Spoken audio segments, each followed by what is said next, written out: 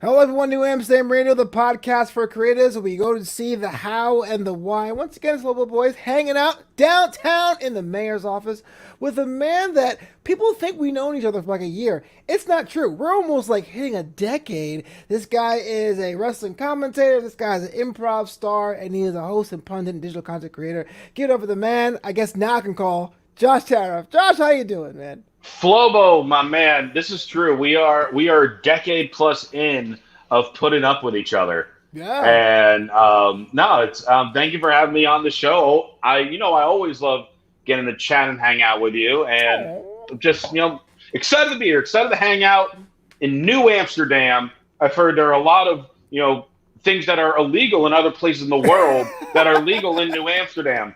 So I'm intrigued by what's in store on this show. Yeah, definitely having two library cards is totally how we live. No, but it's true what I said in the intro, man. You do a lot. I mean, you do a lot. And before we even get into the wrestling thing, because I know we talk about that in our ear off, I like the fact that you are improv trained, but then you decided to like work on the craft and teach the craft to others. Like, talk me through that. Like, understanding what to be good at something in the creative arts so much that you're willing to pivot and start teaching others.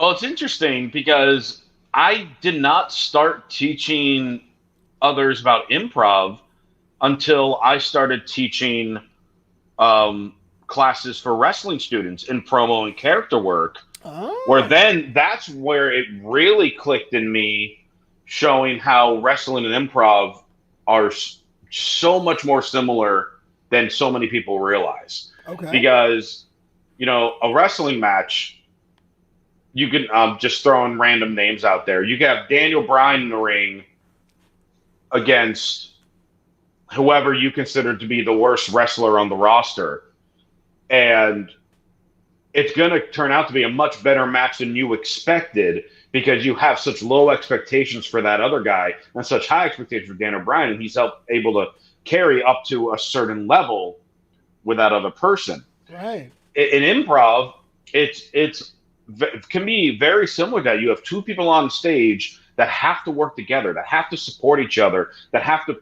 tell a story to gravitate and keep the fans' attention. And sometimes you're going to have a much more experienced improviser on stage with someone who might be a student, and they have to help bring this person up. Yeah. Likewise, then they have to try to maintain to keep it, and it's really kind of fascinating to see with that. But so I've been working in the wrestling business about 4 months longer than I've been in the world of improv. Like they Okay. both started really around the same time. I occasionally would take a class, here or there at like different performing arts schools and camps that I grew up with because I have my bachelor's and my master's in music. So I've always, Really? yeah. Did you not know that? I did not know that. Like music theory, music history, performance arts. Like, Before this interview, Flobo. Come on, you should. I have other facts. I have other facts to Yeah. say. In music performance. So like I've always been a performer, and I started with the music because that's kind of with my family. That's just kind of was a niche with me. But I loved wrestling, obviously, and I loved making people laugh. Yeah. And as I started to get older, I would try to figure out, okay, how can I start trying to intertwine these things? And obviously, there's show Whose Line Is That Anyway, which I found to be one of the most brilliant TV shows ever created, in my personal opinion, just because there's no script. Do And you have I a had no idea preference? what it Do you was. like the UK, the US version, the US version with Lisa Tyler? Like what? Like, do you have a Oh, version you prefer? the mid to late '90s U.S. with Drew Carey, Wayne Brady, Ron Styles, Colin Mockery, Got it. Brad Sherwood, Stephen Colbert was on it. A number of other Greg improvisers that I'm not Proops, thinking of. Greg, oh, how can I forget Greg Proops? smartest man in the world.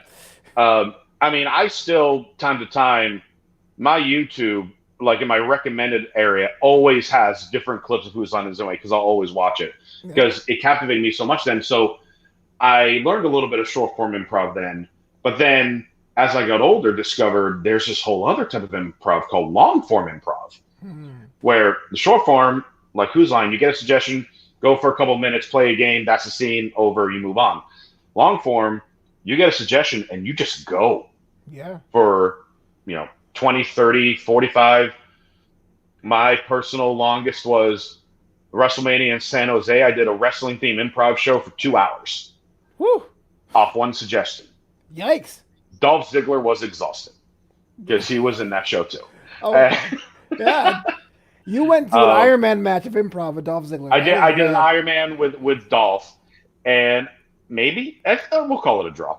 But but I mean, kind of go back. Improv helps so much in wrestling with the character development, because you have to listen to what the crowd goes. Now you have your script per se, but things go awry between what the crowd happens, what might happen in a match, and you have to be quick on your feet. The commentators have to be quick on their feet. The wrestlers have to be quick on their feet. The referee has to be quick on their feet, and so being loose in your mind, really helps with that. My favorite saying that I like, the saying that I live by, my high school music teacher, my high school band director, he would tell us before every concert, 6 words: heart on fire, brain on ice. And that is like my motto for life, because if I'm in a performance and I don't have something done by instinct, it's not going to happen in the show, because I'm not going to stay up here. I'm just going to feel with whatever's happening. Yeah. And that goes in music, that goes in hosting, that goes in improv, that goes in wrestling, that goes with everything. So let's take a step back here. You're from the East Coast, Massachusetts. Correct. Was growing up on the East Coast, was that like understood with your friends and family and circle that entertaining was the dream there? Was it supportive, or did you come out to Los Angeles first and got the bug bit? So music was always in my family. So I always tell people, actually, the person that I became today was actually from my 2 grandfathers. One grandfather was a big wrestling fan and got me hooked into wrestling. Nice. The other one was, who's this guy? I'm curious. Who was this guy? Like your grandfather's like favorite wrestler? I honestly, I really don't, because this was like my earliest childhood memories were every Saturday going to, this is my father's father, going to their house. We exchanged, he would watch the same Popeye the Sailor Man VHS with me, and in return, I would then sit with him and watch wrestling. I don't really remember who his favorite was, but I remember the first wrestler I ever hated was Dino Bravo. That was the first wrestler I remembered, because I just thought he was mean. But like, that grandfather actually passed away back when I was 5 years old. So I have very little memories with him. All I really have in my memories are sitting on the couch with him and watching wrestling. Right. And then my other grandfather, my mother's father, was a singer, and he would take every chance he could to perform. And with that, he would always be trying to, instill in me, for me to just do whatever I want to do and be happy with it. And whatever that is, then it's going to feel like you're performing. Right. Because you're happy and you're just doing what you love, and performing is what he loved.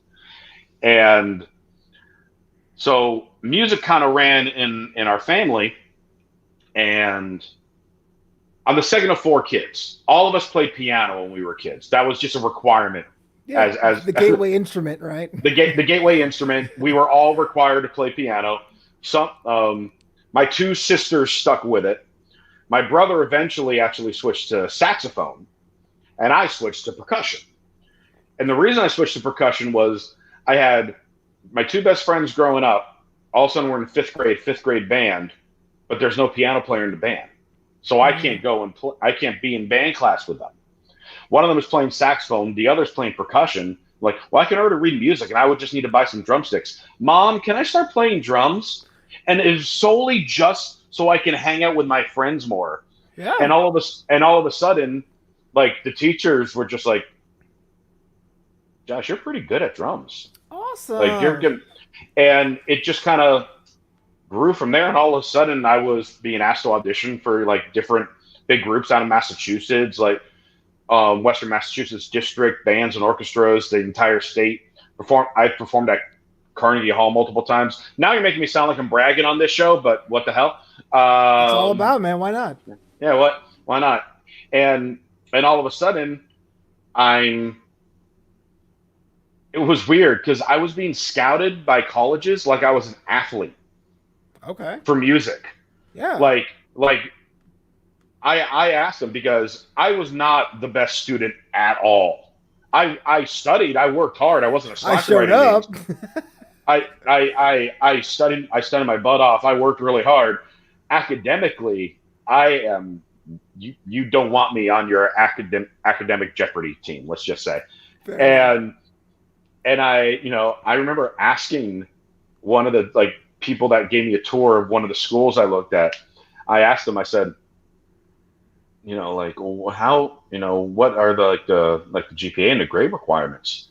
And the person asked me, it's like, are you failing anything? I said, no, I'm not failing anything. And I'm just like, okay, just don't fail anything and you'll be fine. Like, that seems hard to believe because I know people who are really stressed if they get an A minus about getting into a school. And you're telling me just as long as I have a D, I'm good. That's parents for you. Parents put the fear of God into you. Yeah, I guess. But so back in Massachusetts, we had a top-notch music program in our school system and a non-existent acting program. So I always wanted to still try to find out other ways to perform besides the music. The music came natural to me, and I loved it and I enjoyed it. But I wanted to try to pursue other things, but Right. I didn't have the access to it.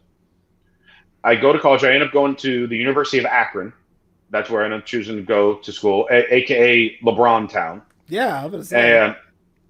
And we performed like in his high school every year. Like we would, and I was in college while he was in high school. So we our paths crossed at some point. Yeah. There's just no physical proof of it. Yeah, it totally counts. I It's can't prove it. 100% counts. Yeah. Um, and then while I was at school, though, I was just like, oh, okay, now's my chance to look into performing. And even actually, I'm going a little farther ahead because my mom obviously was so sad that her little boy was leaving home to go to college. Yeah. And I remember telling them when they were setting me up in my dorm freshman year at Akron, I told them, like, don't be sad. I'm going to end up in California. Like I told them that this So I'm was going in further 2000, away from you guys. Don't this be was in sad. 2001 that I told them this. And then I graduated in 2005 and I go to grad school at Cal Arts. And that's what made me out here and I've been out here ever since. Oh, that's so you live in California now since Yeah. 2002, Oh 5? five, Oh, 5. 2005. So 15 August marked 15 years that I've lived in California. So you live in California now. You're originally from Massachusetts. Question: can you tell the people who are listening now your favorite basketball team? Oh, well, it's funny you mention that because my favorite team, I happen to have this on my table right here, is let me try to get the great Orlando Magic. How? LeBron! The Akron! greatest franchise in no. Boston um, Celtics, the LA Lakers, LeBron in well, college. well, LeBron didn't go to college, sir. I know, Uh, but but first off, I do have a very soft spot in my heart for Cleveland sports because in my 4 years at Akron, I really saw the passion and the loyalty that Cleveland fans have for all of their teams. I I feel because like we live in LA. LA is a Dodger town. They're diehard Dodger fans, whether they're good or bad. right. Lakers to me, there are diehard, but a lot of them are fair weather. Clipper, there are some. Um, there are some cities that have like a diehard of one specific sport. Sure. Cleveland and Chicago, to me, are the two most loyal cities for all of their sports. Hmm. And so I always love Cleveland for that. Now, as far as Orlando goes, So I first got into basketball at age 9, which was the year of the Dream Team. That's when I first really started watching basketball, watched the Dream Team in the Olympics.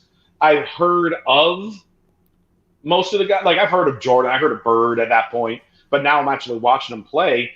And I remember watching them, and random fact that a lot of people forget, that Dream Team obviously had Jordan, had Magic, had Bird, had all these greats. Their leading scorer on the Dream Team was Barkley. Yeah. He led the Dream Team in points. And so all of a sudden, I started really being interested at first in Barkley because I'm just like, well, he's the best scorer. Because here's Jordan and Magic, but he's scoring the most points. Right. So he must be the best player in the world because it's the Olympics. He must be the best player. my 9-year-old math, that's how it came out. Yeah. So then then that year I started watching basketball. Obviously, Jordan, the Bulls, they're incredible. Charles Barkley was with Phoenix and brought them to the finals. But all of a sudden, I'm seeing all these highlights of this rookie that is some monster named Shaquille O'Neal in the Orlando Magic, and he is breaking basketball hoops. Right. And I'm just like, who is that guy, and how can he do that? I need to watch him. And I just started becoming a massive fan of Shaq. Then the following year, they drafted Penny, and they became a great team. And I was just like, go Magic! Yeah. Because I was rooting for them. And then when Shaq left Orlando and went to the Lakers, now I'm still living in Massachusetts at the time. Sure. I constitute Shaq leaving the Magic as my first breakup. I ripped posters off the wall. I threw Shaq T-shirts away. I wanted to burn my jersey. My parents stopped me.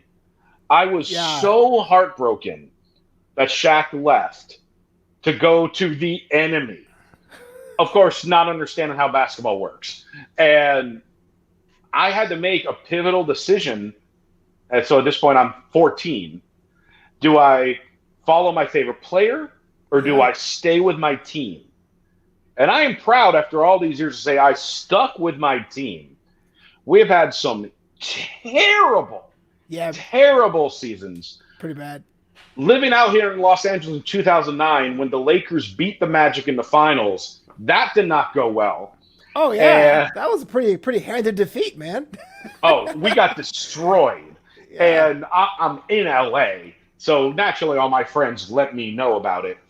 And, we're on the building blocks back up, but Orlando's always been my team ever since I started watching. Wherever I live, Orlando's going to be my team.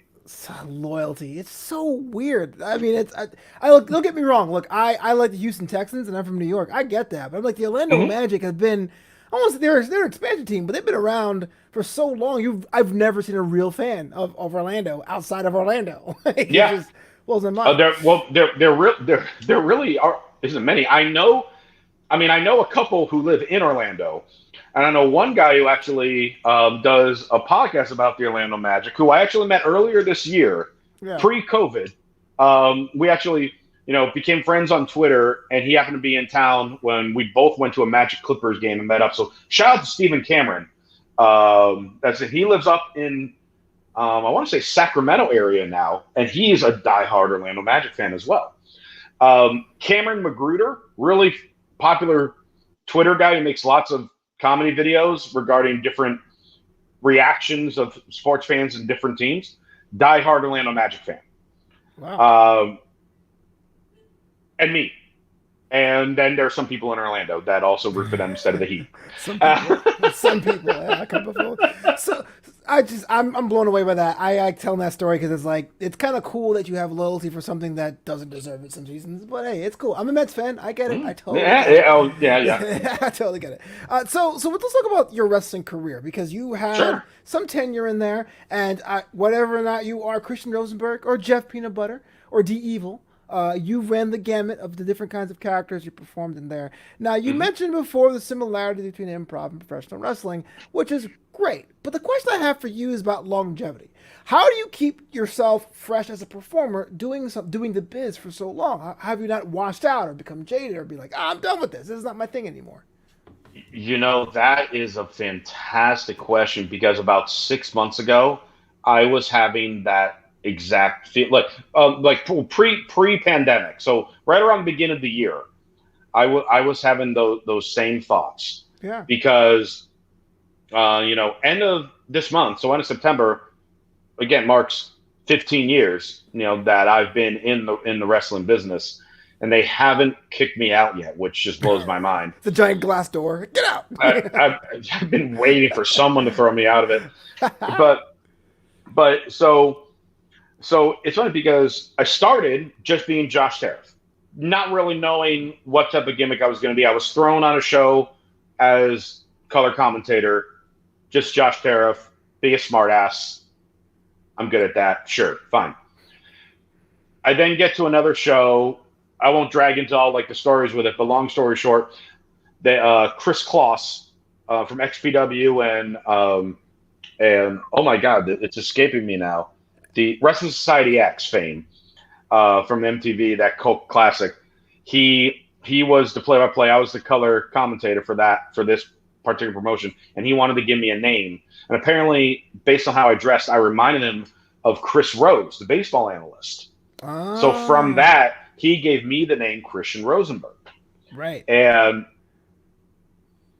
shortly after that, though, there wasn't much commentary going on in 2005, 2006, and I kind of just fell into reffing. And so people just started calling me Christian Rosenberg, but I was a referee, so not really much of a gimmick because I'm just working as a ref. Right. Then around 2011, I branched off of reffing because now independent wrestling has production. They got some technology. Now they can do some commentary. So I'm making a switch back into that, still being Christian Rosenberg, but still kind of dressing and acting like myself, but still going by my wrestling name. Then around 2013, when I started AfterBuzz, that's where, in meetings with our buddy Kevin Undergaro, it kind of triggered on, well, yeah, if I'm an on-screen character, I need to branch out more. And Kevin actually told me, Beth, the first meeting I ever had with Kevin Undergaro, he sat and told me, he said, because you're wanting to be an on-screen persona. I'm like, yeah, I'm someone who is much better on camera than off. You don't want me producing or editing or writing anything. Sure. Put me in front of a camera, give me a microphone. That's what I do best. Right. And he said, okay, well, right now you look like a writer. You need to look like a performer. Mm. And so then we were like, kind of throwing some ideas around on what can we do to make Christian Rosenberg stand out a little more. And that's where all of a sudden I adapted and really, for the first time at that point, really changed my persona. I started being much louder and was wearing the Rose shirts, like all the Western Rose shirts, and becoming extremely cocky, a fast talker, calling my fans Rosebuds before Adam Rose. Sure, it was before Adam Rose. Whatever. No, I'm kidding. Dave Meltzer reported on it. I don't like Meltzer, but that's one thing I like that he reported. And all of a sudden, my whole wrestling gimmick just completely took off, and all of a sudden, people weren't wanting me to be the commentator anymore. They're like, I want you to manage this guy. I want you to be the boss. I want you to be the cocky, egotistical owner of this company. I want you to manage the stable. I want you to, cut a promo for this. And all of a sudden, I'm the one who's not on the commentary mics. I'm on the live mic in front of the crowd, really making them hate the heels and putting them over the baby faces. And for years, this felt great. And then, you go for a while and the wave is riding great and feeling good and everything's going right. And things over time make changes. So all of a sudden, the cocky guy who's a heel eventually has to make the turn. And now I'm still a cocky guy, but a good guy and happy with the fans. And that was going great too. But again, it runs its course. And it's just like, well, I can now go back to heel. I mean, I can kind of wait back and forth, but it's just like, is this where I really want to be? So all of a sudden I was kind of around late, in late 2019, kind of reaching that impasse of what you're talking about. Yeah. And thankfully, I had the outlet of Brian Kendrick's Wrestling Pro Wrestling, Okay. where he just had all these completely random ideas on, like, D Evil. So Brian asked me for my first show, like, to go there. He said, bring a suit. I'm like, okay, I'll bring a suit. But I also brought one of my Rosenberg shirts because I'm just like, it's been a while since I've worked a show with him. We worked independent shows before, so we knew each other. Yeah. But it was like, maybe he kind of forgot about the Rosenberg gimmick. So I'll bring one of my Rose shirts, but I'll bring a suit too. And, we'll see what he wants me to do for this show because I'm brand new to this particular company. So it might be something different, which will be fun. Right. I show up. He hands me red face paint. It says, "You're the devil." Like, wait, what? Yeah. And but I brought a suit. What do you mean? he's just like, yeah, you're going to be in the suit, but you're going to have your face red. And then, that grew into the D Evil gimmick, which was just so much fun because I was a heel, which it's always fun to be a heel, but this was just the over-the-top evil laughter, 100% no one believes this is real bad guy. Yeah. Were you doing like the wiping your hands while doing your promos? Like one of those things? Well, so I also had, and I developed this over time. Yeah. I wore one red glove. Of course you did. Yeah. and if you shook that hand, I controlled your mind. You made a deal with the devil. Oh. So it was voluntary. If I got the hand, then I'm controlling you. So and it became a whole thing of like, it was shake my hand was my catchphrase in Wrestling Pro Wrestling for a year. Wow. And it was this bizarre gimmick that got over because everyone was just like, no, don't shake his hand, because they're playing along with it, but like they're having so much fun. And eventually, that gimmick ran its course, but now all of a sudden, all right, that finished. And so Brian's like, all right, and at that point I was wearing all black. The suit was just really the very first time. And all black with the red face paint and the red glove. Now that gimmick is dead, and Kendrick comes to the next show, bring a suit. So again, he's having me bring a suit. But then he told me, he's like, you're probably going to be like the interviewer or ring announcer. And I'm reaching a point of, oh, well, should I go by Christian Rosenberg? Should I just go by Josh Tariff? Yeah. Should I have some new name? Like, I wonder what I should do. And before I could talk to him about it, I show up, he hands me a wig, and says, your name is Jeff Peanut Butter, and you're our reporter. Like, what? Yeah. I'm like, that's the dumbest thing I've ever heard. I have never been more over in my 15-year career. They're wearing a wig as Jeff Peanut Butter. Then all I'm doing is wearing a wig and being so monotonous. Yeah. All I'm doing is I'm just serious all the time. This match is scheduled for one fall. I do not emphasize anything. Yeah. And apparently, because Wrestling Pro Wrestling is very big on Twitch, so check it out on Twitch if you have not done so yet, anyone watching and listening. Nice. And yeah, I like how I sneak a little plug in there. Yeah, you gotta do it. And apparently, Kendrick told me like apparently the guys in the UK love Jeff Peanut Butter because it's the dry humor that UK fans seem to love. Oh, yeah. So that's been going so great there. And again, that's something so different, so off the wall, and so not who I normally am.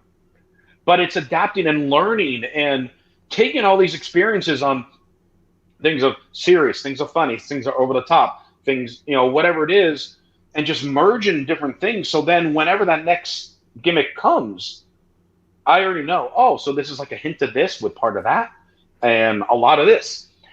So now as we head into, the later parts of 2020, 2021, when we eventually start to have wrestling shows again, I'm going to be Christian Rosenberg wherever they want me to be.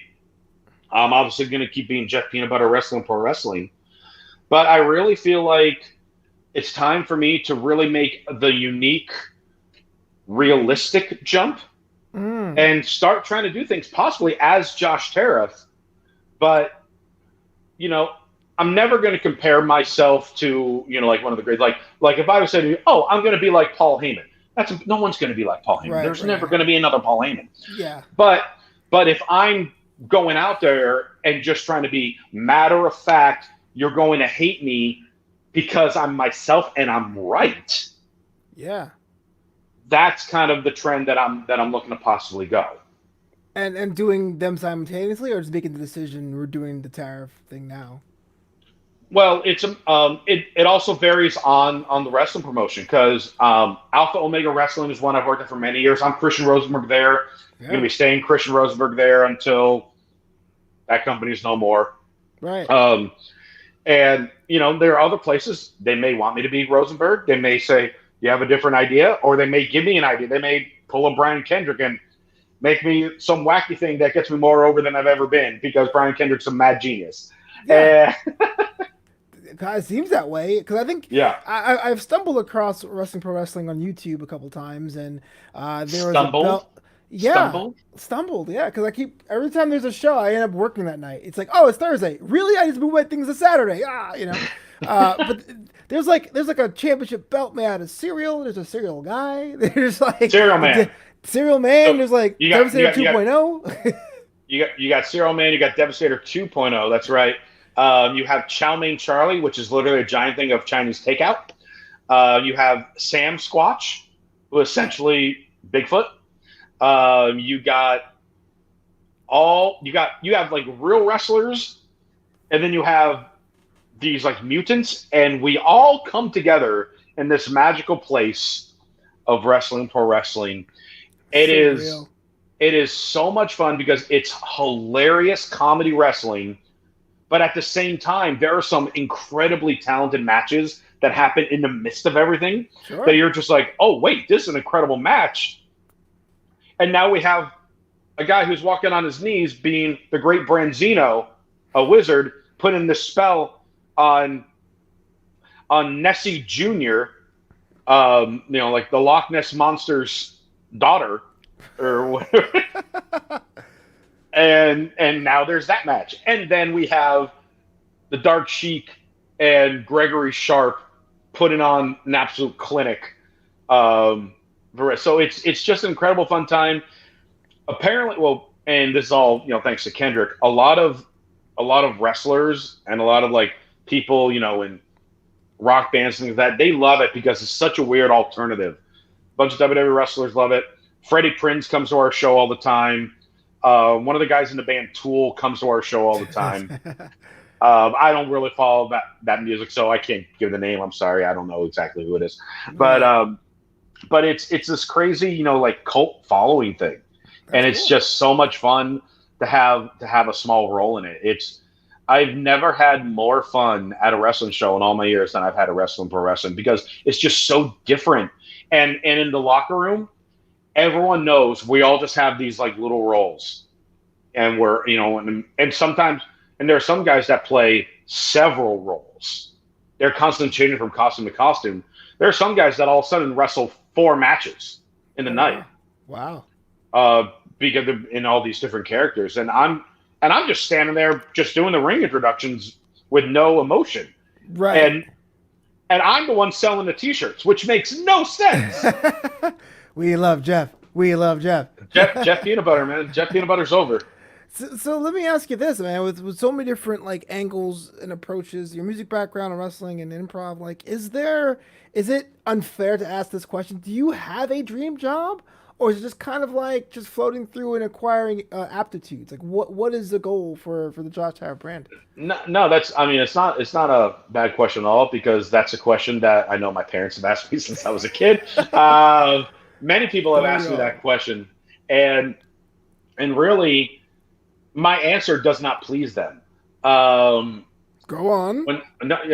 When someone asks me what is my goal, like what's the end goal, like what. With all these things going on, what does Josh Tariff want to accomplish? It's going to sound very egotistical, but I'll explain what it is. I want to be immortalized.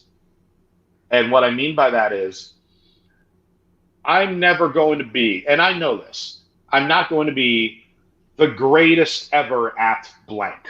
Right. I'm not. Right. And no one should ever think they're going to be, because there's always going to be someone better than them at whatever it is. But I want, if someone is looking up things about like history or different facets of improv or different facets of wrestling or different facets of hosting or different facets of, I'm a huge poker nut, or different facets of sports commentary, like these are all different avenues that I'm going in. If someone all of a sudden is pulling out a book or going online and studying something, I want my name to somehow pop up in there. Yeah. Whether it's, like if I'm poker is just like looking at the history of people who won like a World Series of Poker event. There's my name in there amongst a list of all the others. So I'm working on trying to be a great, wrestling analyst and commentator, and they're looking stuff up. Here, like Josh Tariff, best known for this. Right. I want to be able to leave some type of mark that people will hopefully remember and learn off of, to then make the future of whatever it is that they find about my field even better than how I had it. Well, I like we learn stuff like as a manager, we learn from Bobby, we learn from Paul Heyman. Right. So, like people take things from that in hopes that they want to do something big, and then from there, maybe someone else, when they're looking them up, they also look them up and go from there. That's what I want. Don't you feel that that'll put you in a position of keep moving the goalposts? Like, oh, I'm only in one article. I want 3. Or I'm only in one avenue. I want 6. Does that become like a chasing windmills type situation?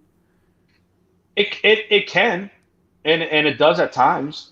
And you and I have had this conversation, like privately before. I mean, I've been so blessed and lucky enough to be in a position that I've been in with so many years of things in wrestling, on meeting and interviewing so many legends in wrestling that people would pay thousands upon thousands of dollars just to be able to spend time and talk with them.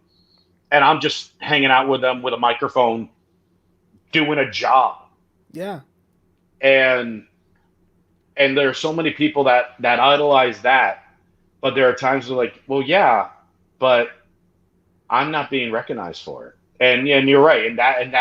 And sometimes I'll have the mindset where that's pushing the goalpost back, because it's just like, yeah, you're looking up these interviews because you're fans of that particular person, and you should, because you want to hear more about that. But I want from people to find those. I want to be like, oh, well, this guy, all right, they like this wrestler, but you know what? This interviewer is doing really well. Who else has he interviewed? Let's look for his things.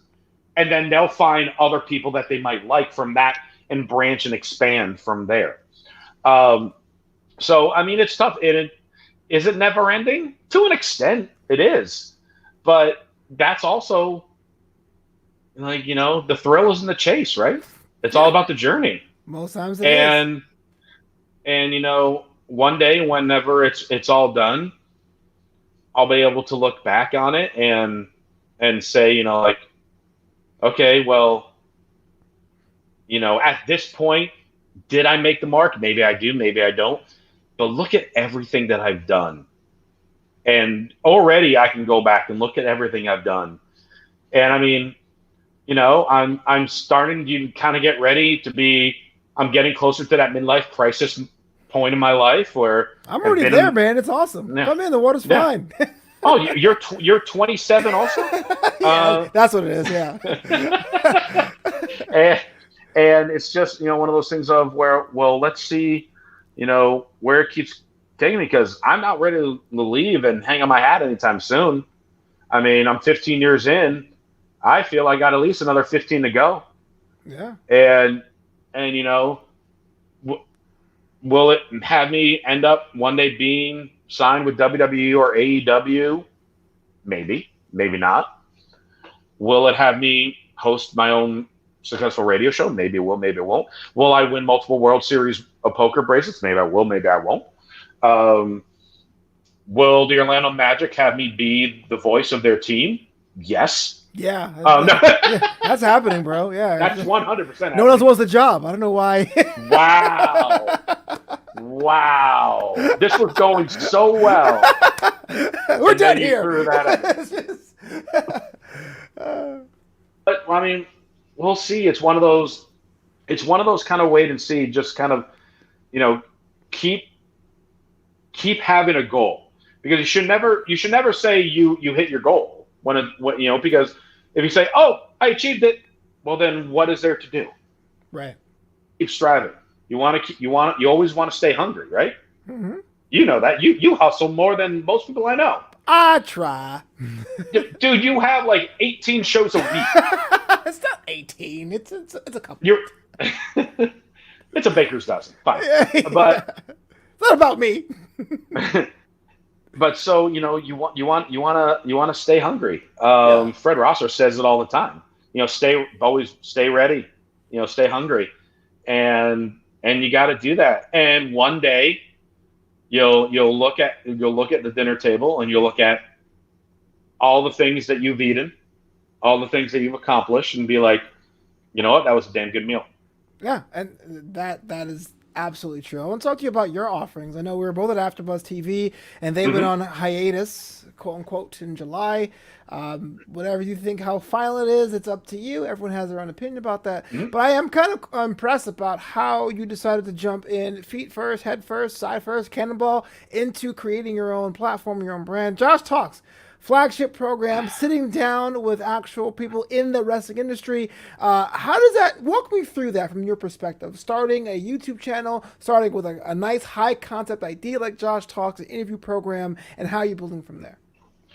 Well, so it was an idea that I had for a little while, because I had some people, in certain places that I'm not going to name, that were asking me, it's just like, it'd be kind of cool if we saw you with some more one-on-one things. Yeah. And because I love doing, like the recap shows when I would host AfterBuzz SmackDown for, I did over 600 episodes at AfterBuzz. Nuts. 7.5 years.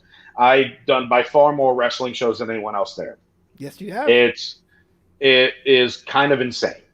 And it wasn't because I had nothing better to do. It was just because I loved being there. I loved being part of a team.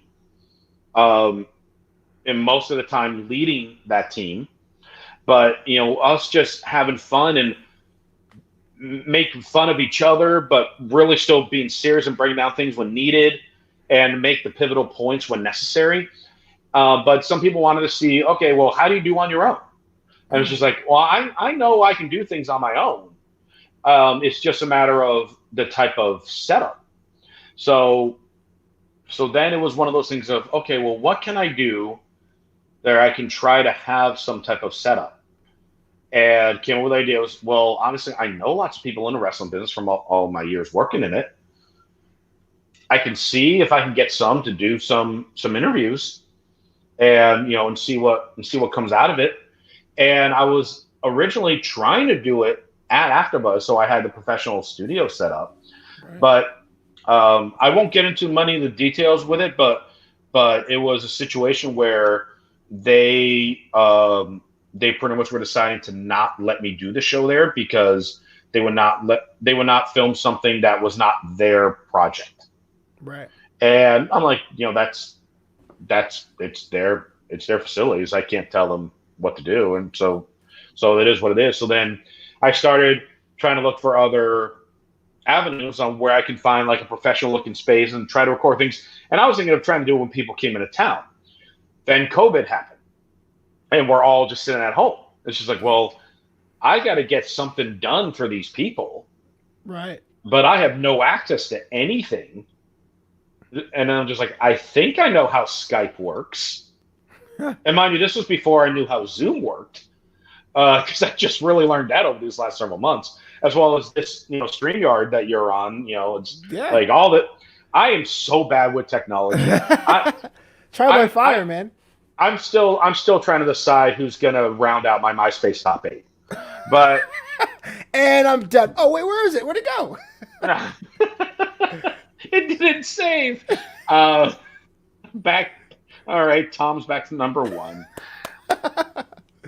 So I decided, with all this, it's just like, well, based with the circumstances going on, it's probably actually now going to be easier than ever to get people to be available and at least do it. It's not going to look great because we're all just sitting in front of a computer. But if I can still show something and just trying to have it be more, laid back, like what we're doing. I mean, we're doing an interview, but we're still going back and forth and joking around and more so having a conversation. And that's what I wanted to try to do with these people and not be like, hey, Flobo, what was your favorite match? I'm not going to, you don't want to do those type of questions because those are the most obvious go-to questions. I want to try to do something being that since I've worked in the business and know certain things, even though I'm never going to say I know as much as an actual wrestler knows, because I've taken my share of bumps, but never to the extent of any of these people that I'm interviewing. So, I'm not going to be like, oh, well, what about this move or that move or that, things like that, because that is not my skill set. But let's talk about this gimmick. Let's talk about these promos. Let's talk about what you're seeing with this type of concept now, or whatever it may be. And all of a sudden, it's just like, oh, well, I kind of have an idea. Let's try to do the show. And just like, I don't know what to name it. I guess Josh Talks is pretty simple and straight to the point.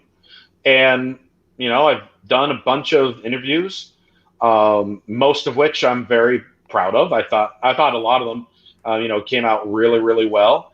And, it's when you're starting from the complete ground up on YouTube, because it's just like, oh, it only has this many views. Right. Oh, does that mean it's bad? No, it just means people haven't seen it. Right. Because you got to find ways on getting it shown, and obviously YouTube only has, I don't know what, trillions of videos. True. And so, so all the feedback that I've gotten though from the wrestlers themselves, from friends of mine that have watched it, people in the wrestling business that have watched it, I've gotten nothing but positive feedback, which is the greatest thing that I could ask for. Sure. And I've taken a little break from it, just kind of figuring things out, but I'm more than likely gonna come back with it because I already have a handful of people that I've already kind of talked to in the past about possibly setting up interviews on. Oh, yeah. And then we'll keep building from there, and then obviously trying to expand the channel a little bit. I'm trying to take after Mr. Flobo Voice, who does so many damn things. And but like you're saying, no one watches them. I just do it for fun, but no one watches them, and that's okay. Hey, no, people watch them. People know about it. Okay, less than 20 is still 0, man. It's like when it comes to trillions of videos, I think the scale is close to 0. But I like doing it. That's why I do it. Yeah, well, I was going to say, how do you feel about it? You like it. Therefore, that's all that matters. Yeah, that's absolutely true. Or if not, you can always cancel it. At the end of the day, if you're happy and you get praise from your peers, that's at the end of the day, it doesn't matter if it has 2 views or 2 million views. Right. Because what's the alternative, right? Working at Enterprise rental car, bagging groceries, We have plenty of listeners and viewers who do that, and we support them. It's honest work. What I'm saying is, for me personally, it's not what I ideal. I'm fine. I have to cut this out. Thanks a lot, Josh. Now let's think I'm look Breaking at the time. News, everybody. Bobo does not care if you're. He just said it. Look at the time, Josh. We're out of time. We're out of time. We're out of time. That's what did it. Yes, Dude, did it. We just scratched the surface, man. I know. I want you to come back, man. I want you to come back on another episode of New Amsterdam Radio. But look, tell the world where they can find Josh Talks and 100 Questions, everything you're working on, the brand, Jeff Peanut Butter T-shirts, everything, man. Oh, definitely. Well, so first off, Twitter and Instagram at Josh_Tariff, spelled Tariff like the tax. If you're watching it, you see how the spelling of the name. Flobo actually spelled it correctly. You'd be amazed how many people misspell my last name. It's Tariff like the tax. Yes, I get it. The joke that I'm an accountant. I'm not. But, people do that because, oh, yeah, your name's like the tax. Yeah, that's funny. Okay, great. People call me Full Rider all the time. I understand. There you go. My friends call me Taxman. Feel free.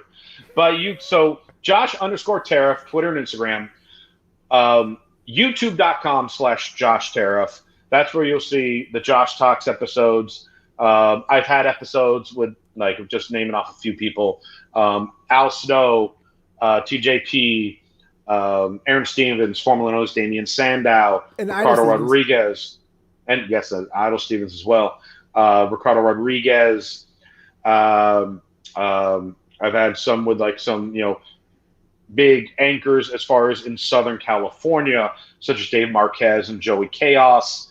Who else? A lot of different people. I've had 15 or so episodes that have aired now, and I know I'm forgetting a bunch of them, but they're up there, and they're. I had a really fun one with my buddy. And all of a sudden, I'm trying to think of stuff, and my mind's just going blank. I screw up when it comes to the plugs. How bad is that? I can talk forever until I have to promote myself, and then I suck. So I had my most fun episode was Carlo Cannon, who's a wrestler in Australia, and all of a sudden we had a run-in over Zoom by Paul London, and it was just this is so random. Yeah. It was. So much fun to do. So check those out. ProWrestlingTees.com/Christian Rosenberg for your Christian Rosenberg shirts, as well as ProWrestlingTees.com/Wrestling Pro Wrestling, because you can check as far as all the crazy characters, including Jeff Peanut Butter and The Evil. Even though he's dead, you can still get his shirt there. Wait, did he actually die on screen or in the storyline, or is it just over? So in Wrestling Pro Wrestling, they have a gimmick match called the Frying Pan Match. So what happens in the Frying Pan match is Jeff the Frying Pan Man shows up. And if you get hit by the frying pan, that essentially means that character is dead. That individual can come back, but that character is dead. The frying pan has magical powers that kills the devil. That character. Well, it kills whoever character it hits. So we were gearing up for a massive 6-man tag team match to blow off the feud. I had my army, which consisted of I converted the hobo into being evil. I got Gentleman Jervis Cottonbelly's evil brother Purvis Roddenbelly, and I turned Sam Squatch into an evil monster. And it was my team against a team of Gentleman Jervis, Nessie Jr., and who was a third person on that team? I'm drawing a blank now, but we had it built up for that big 6-man tag, and I'm cutting a promo with Jeff the Frying Pan Man in the ring, reminding the crowd of what's at stake. Because if my team won, all 3 of them had to shake my hand, thus then joining my group. And then it's it was, and if I lose, then we get Frying Pan. But as I'm cutting the promo, Jeff the Frying Pan Man is standing right next to me. I go, well, if for some reason we lose, then Jeff the Frying Pan Man, who's not paying attention, all of a sudden he hears his name. He's like, what? And mid-promo, smacks me in the head with the frying pan, and I'm dead. Match never happens. My spell gets lifted. All the evil guys become good, and the evil dies before the match even started. Wow. You're like a cartoon villain. Blast! I was a 100% cartoon villain. Wow. 100%. I'm so glad I asked. You said dead a couple times. I was like, okay, whatever. But no. He really died. And so ProWrestlingTees.com/WrestlingProWrestling. CollaranElbowBrand.com. You can use the promo code Rosenberg and save 10% as well on that site. But more importantly, just keep following all of Flobo's stuff. Aww. Because Flobo needs the love, guys. Flobo deserves the love. Flobo needs the recognition. Flobo needs you to watch all 49 of his weekly shows. I don't have 49 shows. I have like 6, 4. There are 7 days in a week. And you have 6 weekly shows. Well, yeah. I mean, hey, I feel like AfterBuzz was like they brought you to a certain place and it wasn't the promised land, and we're seeing the people who went out and did it, like you are, and people who were just kind of chilling out, waiting for it to come back. I'm so thankful for what AfterBuzz gave me for all the years. It made me such a better host, just more confidence and I just more comfort to be able to go out and do these things. I would not be able to do it without AfterBuzz. I will 100% give them all the credit in the world for that. But I mean, it was time for me to move on, and we're going to see what happens. Obviously, it's weird to move on and then be quarantined, but I'm not moving at all. Yeah. So it's like, am I moving on? Because I'm not moving anywhere. But it's just looking ahead and looking forward to whatever is ahead. Oh. Yeah.